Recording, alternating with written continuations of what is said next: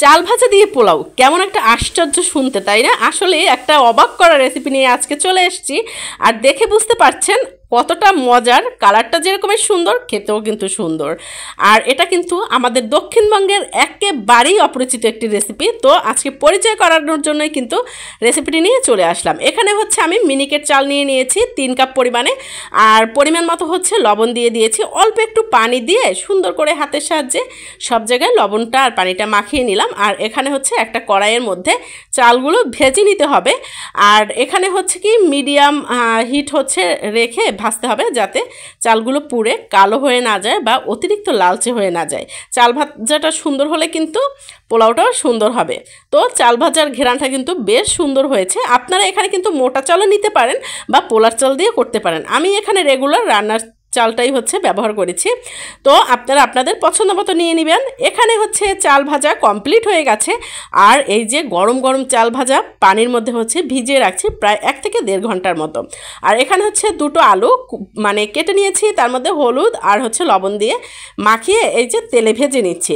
যখন একটু লালচে হয়ে যাবে তারপরে হচ্ছে তুলে নিচ্ছি। আর এখানে দিয়ে দিচ্ছি হচ্ছে শাহি জিরা 1 চিমটি, গোটা জিরা 1 চিমটি, আর হচ্ছে এলাচ, দারুচিনি, একটা শাহি এলাচ বা কালো এলাচ, আর 2টো লবঙ্গ আছে, আর 8 থেকে 10টার মতো কালো গোলমরিচ আছে। সব গরম মশলাগুলো দিয়ে নেড়ে চেড়ে সুন্দর যখন একটা ঘ্রাণ বের হয়েছে, 1 কাপ পরিমাণে পেঁয়াজ দিয়ে দিয়েছি। আর 1 টেবিল চামচের মতো হচ্ছে রসুন কুচি দিয়ে দিয়েছি। পেঁয়াজগুলো একটু লালচে হওয়ার পরে তার মধ্যে হচ্ছে কেটে ধুয়ে রাখা মুরগির মাংস দিয়ে দিয়েছি। এখানে হচ্ছে 1 কেজি পরিমাণে মুরগির মাংস আছে, সেটা হাড় সহই হচ্ছে দিয়ে দিয়েছি। দিয়ে এর মধ্যে হচ্ছে দিয়ে দিচ্ছি গ্রিন অনিয়ন, পেঁয়াজ পাতা যেটাকে বলি, আর দিয়ে দিচ্ছি এখানে মরিচের গুঁড়া, হলুদের গুঁড়া, আর স্বাদ মতো লবণ। 1.5 চামচের মতো দিয়ে দিলাম আদা বাটা। আপনারা এই রান্নাটা একটু ঝালটা বেশি দেওয়ার চেষ্টা করবেন, কারণ যেহেতু ঝাল পোলাও, একটু ঝাল না হলে কিন্তু ভালো লাগবে না। আর এখানে কিন্তু তেলের পরিমাণটাও একটু বাড়িয়ে দিতে হবে। দিয়ে দিলাম হচ্ছে গরম মশলা গুঁড়ো, যেটা রাঁধুনির প্যাকেটে থাকে সেটা দিয়ে এখন নেড়ে চেড়ে কষিয়ে নিয়েছি। তার মধ্যে হচ্ছে ভেজে রাখা আলুগুলো দিয়ে দিলাম, দিয়ে কষানো বসিয়ে দিয়েছি অন্য চুলায়। আর এখানে হচ্ছে আমি পোলাও রান্নার প্রস্তুতি নিচ্ছি।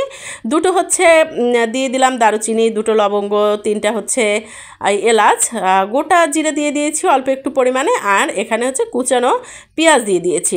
দিয়ে একটু নেড়ে চেড়ে লালচে হওয়ার পরে দিয়ে দিলাম হচ্ছে আদা বাটা। আদা বাটাটা সবসময় হচ্ছে এরকমের কড়া তেলের মধ্যে দিবেন, তাহলে কিন্তু ঘ্রাণটা আর থাকবে না। আর দিয়ে দিচ্ছি বেশ কিছু পরিমাণে কাঁচামরিচ, মরিচের গুঁড়া, হলুদের গুঁড়া, আর হচ্ছে লবণ।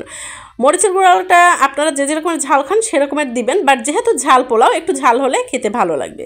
মশলাটা কষিয়ে নেওয়ার পরে এর মধ্যে হচ্ছে চাল ভাজা যে ভিজিয়ে রেখেছিলাম সেটা ভালো করে ধুয়ে পানিটা ঝরিয়ে এখন হচ্ছে দিয়ে দিলাম। দিয়ে সুন্দর করে পোলাও যেভাবে আমরা রান্না করি বা ভুনা খিচুড়ি যেভাবে রান্না করি সেভাবে কষিয়ে নিয়েছি।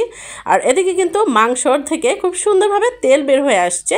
আমার কিন্তু প্রথম বারের মানে কষানো শেষ হয়ে গেছে, আবার একটু পানি দিয়ে কষিয়ে নিচ্ছি। আর এদিকে কিন্তু আমার পোলাও রাইসটাও কষানো হয়ে গেছে। এর মধ্যে হচ্ছে গরম পানি দিয়ে দিয়েছি, গরম পানি দিয়ে ঢাকনা দিয়ে ঢেকে রাখলাম। এখানে গরম পানিটা অতিরিক্ত দেওয়া যাবে না, তাহলে কিন্তু নরম হয়ে যাবে।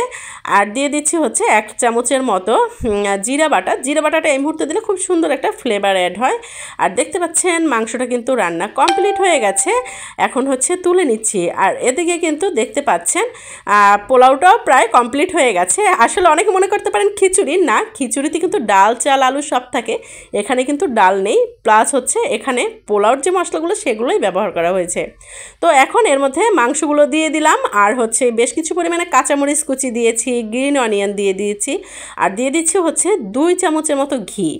দিয়ে এখন সুন্দর করে ঢাকনা দিয়ে ঢেকে একটু নেড়ে চেড়ে নিচ্ছি, যাতে ফ্লেভারটা খুব সুন্দর অ্যাড হয়। আর রান্না কিন্তু আমার কমপ্লিট হয়ে গেছে। দেখে কি মনে হচ্ছে? লোভনীয়, তাই না? আসলেই ভালো লেগেছে। বাট যাদের অভ্যাস নাই, যেমন মনে করেন দক্ষিণ অঞ্চলের মানুষের অভ্যাস নেই, তাদের কাছে ভালো নাও লাগতে পারে। আর যারা উত্তরবঙ্গের তাদের কাছে অবশ্যই ভালো লাগবে। আপনাদের যদি রেসিপিটি ভালো লেগে থাকে প্লিজ শেয়ার করে টাইমলাইনে রেখে দিতে পারেন। আল্লাহ হাফেজ।